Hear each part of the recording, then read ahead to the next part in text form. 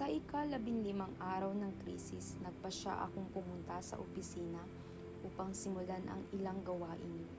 Work from home pa rin ang opisyal na sistema namin at wala pang anunsyo kung kailan ang hudyat ng pagpasok.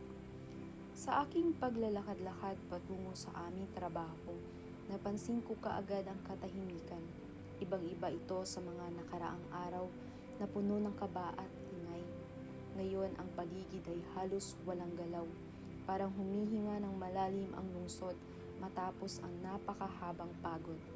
Paminsan-minsan na lamang maririnig ang dagundong at bihira na ring tumunog ang mga sirena na dati halos hindi na tumitigil.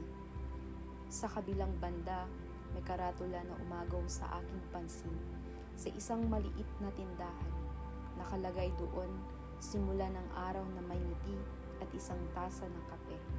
Napangiti ako nung mabasa iyon, parang alam ng karatulang iyon kung gaano ko kamahal ang kape.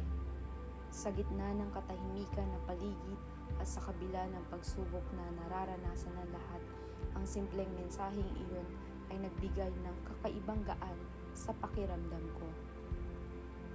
Naalala ko tuloy kung paano tayong mga Pilipino, kahit gaano kahirap ang sitwasyon, ay marunong pa rin ngumiti at umasa. Kahit may naririnig pang malalayong alingaw-ngaw na ingay, may bahagi pa rin ng puso natin na kumakapit sa pag-asa. Matatag, masayahin at marunong maghanap ng liwanag kahit sa gitna ng dilim. Isa itong paalala na sa kabila ng pagsubok at takot, may pag-asa pa rin.